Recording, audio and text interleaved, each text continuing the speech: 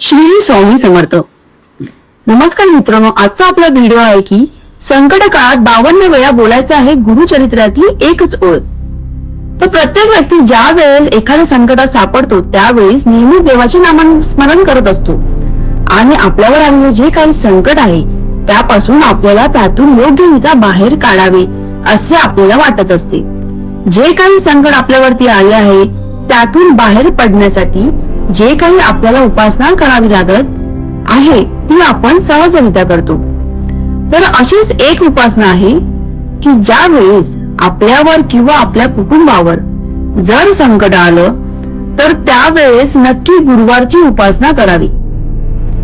ती उपासना कशी आणि कधी करायची याबद्दल आपण माहिती जाणून घेऊ.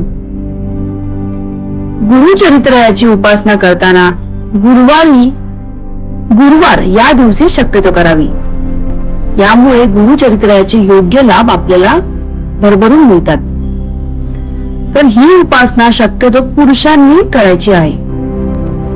गुरुवारी सकाळी लवकर उठून नित्य कामे पूर्ण केल्यानंतर स्वच्छ आंघोळ करून आधी देवाची पूजा करायची आहे. त्यानंतर एक पाट घेऊन त्यावर वस्त्र टाकायचे आहे आणि त्यावर श्री दत्ताची प्रतिमा ठेवायची आहे. पंचामृताने स्नान घालावे श्री दत्ताच्या मूर्तीला. जर का शक्य नसेल तर सुगंधित फुलांनी त्यावर पाणी अर्पण करावे.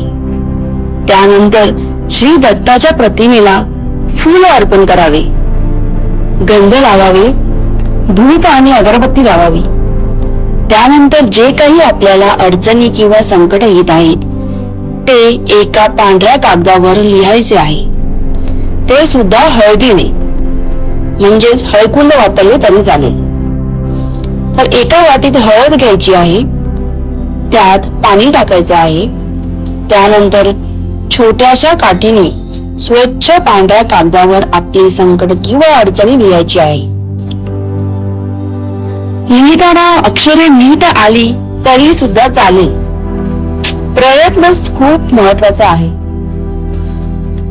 कागदावर अडचणी लिहिल्यावर तो कागद श्री दत्ताच्या प्रतिमेसमोर, म्हणजे देवाचे श्री दत्तात्रयांची जो फोटो असेल त्यांच्या समोर ठेवायचा आहे.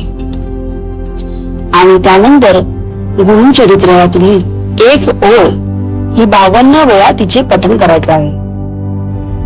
मनात कोणतीही शंका न ठेवता फक्त आपल्या मनात श्रद्धा ठेवून ही उपासना करायची आहे. त्याचे फळ नक्की आपल्याला काही दिवसात मिळाल्याशिवाय राहणार नाही. तर ती ओळ कोणती आहे ते आपण जाणून घेऊया. गुरुचरित्राचा ज्यांना पारायण करायचं आहे, पूर्ण पारायण करायचं आहे, ते किती दिवसात करायचं, त्यांसाठी काय नियम असतात, तसेच काय खायचं असतं, काय वर्ज्य करायचं असेल, ते सर्व काही माझ्या आधीच्या व्हिडिओमध्ये तुम्हाला बघायला मिळेल. तर आताच आपण बघणार आहोत की गुरुचरित्रातील या ओळी कोणत्या आहेत.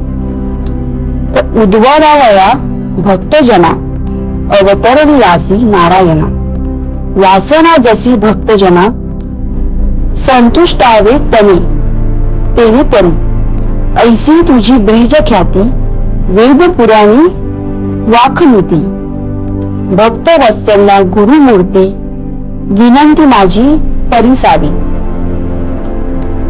शक्यता असेल तर या दिवशी नक्की उपवास करा.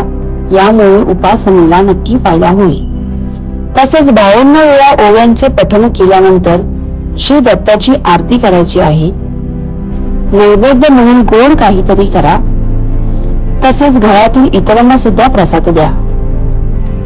कोणतीही उपासना करताना आपले मन नक्की एकाग्रता करून आणि मनापासून उपासना करा. याचे फळ नक्की आपल्याला मिळते.